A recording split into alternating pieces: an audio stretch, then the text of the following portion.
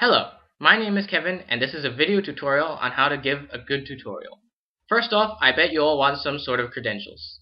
I practice and teach Taekwondo here in New Zealand. I just completed my instructor's course and I have taught quite a few classes so far. I am not here to dictate or place any restrictions on you when making your own tutorial. That's up to you. However, there are 5 key tips that I want you to consider when you're making your own tutorial. So let's get started. First one's easy. Keep it simple. Nothing is worse than when someone tries to teach you something, only to confuse you more than when you started. So keep it simple. Don't overcomplicate things. Sometimes it's easier to get your student to actually follow your actions and have them figure out why later. Up to you.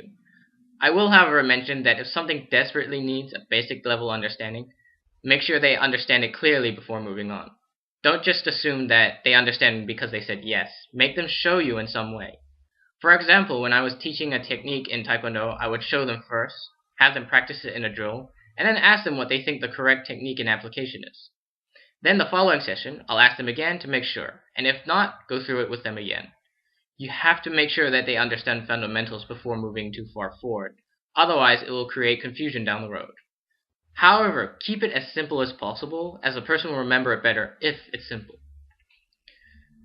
Second tip is to be prepared. Planning, planning, planning. Did I forget to mention planning? Yes, it seems like a tedious, I know how to do it sort of thing. But I can't stress enough how much planning helps when you're going to teach somebody something. Planning allows clarity and allows you to pick out what is necessary in the lesson and what isn't.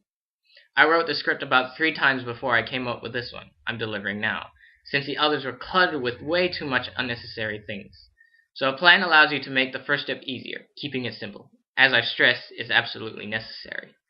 Something extra a plan gives you is confidence, which assures both you and the student that you are sure about what you're teaching, and will keep them coming back to you for help.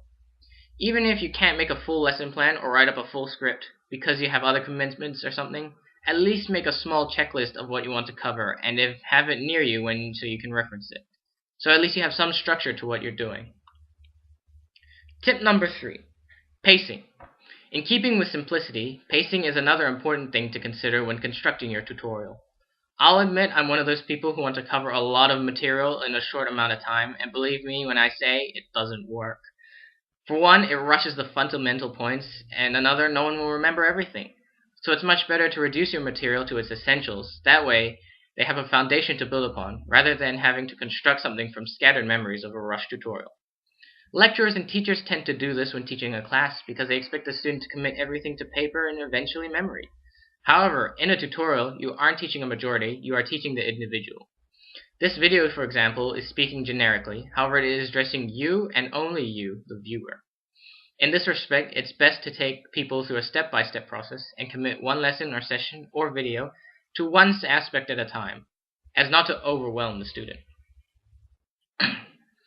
Fourth tip. Know your audience. The general rule when teaching someone something is to assume that they are infants with a decent language skills.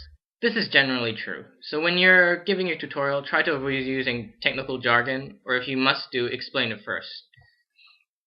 If you're teaching something with an interface like Photoshop tutorial, ensure that you show the pathways to reaching the tools clearly. For example, I was once watching a video tutorial on how to use the Maya 3D modeling software, only to be lost in the quick clicks of the person who made the tutorial. In that case, it wasn't very fun rewinding the video over and over trying to find the thing I was looking for. I would say that there are exceptions to the rule. However, I would highly suggest that you assume that they have no prior knowledge. This means planning your lesson so that anyone can understand it. The 5th and final tip, make it interesting. You're not at school or university. You have every right to make your tutorial as interesting as possible for your student. One key thing to remember is that you have an open dialogue with your student, even online and through the internet. And through an internet video such as this one, one of the great things I learned at my instructor's course for Taekwondo was to ask the student questions. This is a lot easier in a face-to-face tutorial, but the fundamental idea behind this is to keep your student engaged. Even if you know the right answer, ask them the question that would lead them to that answer. Of course, this can't always be done if you're on limited time. But if you really do want to have your student remember something important, let them come to the conclusion themselves. That way they can assist in their own learning in their own time and make progress a lot smoother. Now that that's out of the way, there are some other things that you can do as a tutor to make a class, session, or video more interesting. However, that is something I will leave up to you, since the topic you are teaching will have different needs, and some won't allow for creative interpretation. In those cases, make relatable experiences, and tell stories about your experiences to break up the mass amounts of information, if necessary. If there is room for creative interpretation, then you can show the student how to do something that looks really advanced, but it is quite simple to do. An example of what I do at times is have my students perform techniques and exercises which are way above their level, but guide them through it step by step so they don't get lost.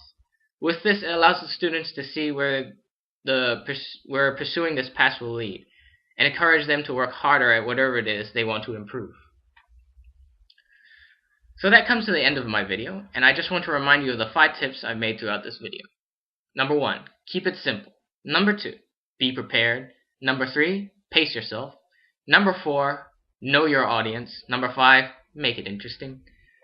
If you take anything from this video, it should be that those 5 points, and I know it will lead you to success with your student. If you like the video, please click the like button and subscribe if you wish.